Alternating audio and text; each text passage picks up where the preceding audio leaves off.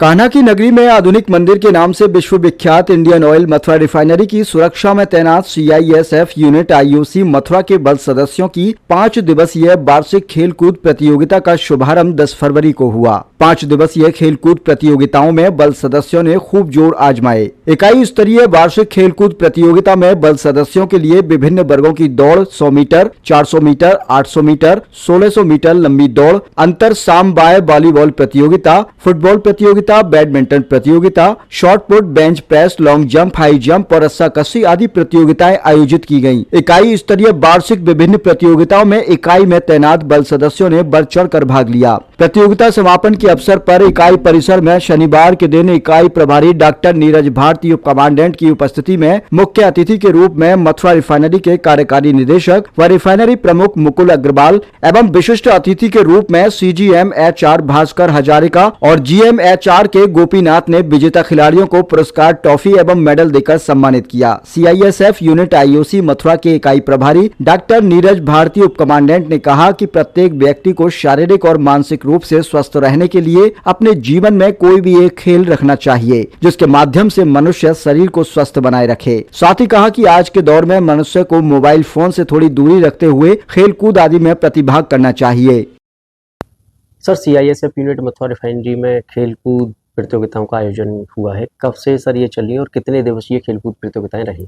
Actually विगत वर्षों की भांति इस वर्ष भी हमने जो है खेलकूद प्रतियोगिता का आयोजन किया था, जो कि 5 से 6 दिवसीय था। पूरे साल भर का लोगों की प्रैक्टिस और उस एक्टिविटीज़ को ग्राउंड पर रूपांतरित करने के लिए हमने उसके लिए गेम्स आयोजित किए थे, जिसमें कि ट्रैक एंड फील्ड्स प्रतियोगिताएं थी, जिसमें shot put, high jump, long jump, running different age groups के लिए।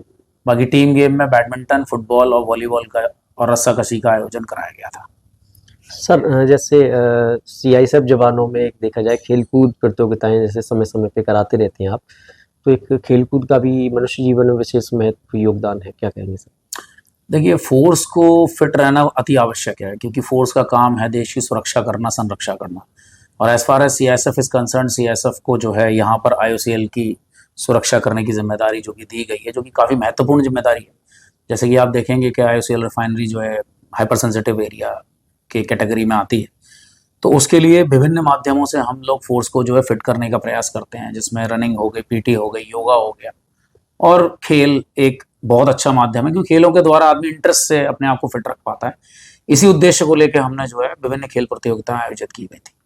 सर, आपने भी जैसे खेलकूद प्रतियोगिताओं में भाग लिया, लोग भी काफ़ी उत्साहित रहे, क्योंकि जब उनकी यूनिट के इकाई प्रभारी DC साहब खुद खेलकूद प्रतियोगिताओं में भाग ले रहे हैं, तो उनकी भी हौसला अफजाई हुई।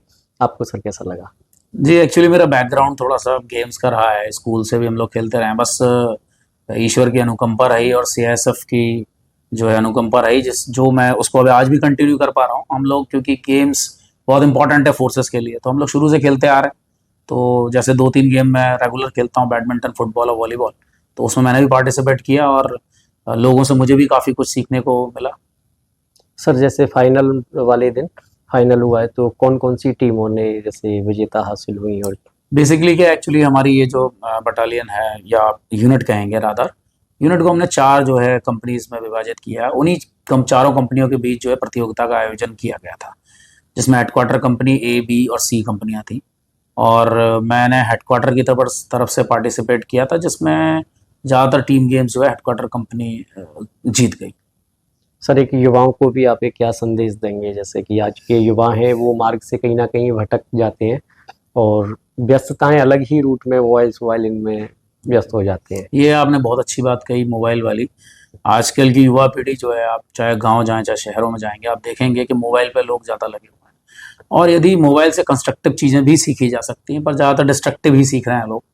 और उस वजह से आप देखेंगे कि आजकल पार्क्स में और मैदान में भी लोगों की स्ट्रेंथ घट गई है, लोग इतना नहीं खेलते हैं। पहले हमारे समय, आपके समय आउटडोर एक्टिविटीज़ बहुत होती थी, तो आदमी अनचाही फिट रहता था। बट आज आप देखेंगे नई जीवन शैली में लोगों को खान पान की समस्याएं हैं, लोगों को हाइपरटेंशन है, डायबिटीज़ है, ये सारी समस्याएं हो रही ना खेलने के। तो मैं तो युवाओं को यही कहूँगा कि भाई वो ग्राउंड पर आएँ और अपना राष्ट्र निर्माण के लिए अपना बेस्ट दें, चाहे पढ़ाई हो, चाहे गेम्स हो, चाहे किसी भी फील्ड में हो।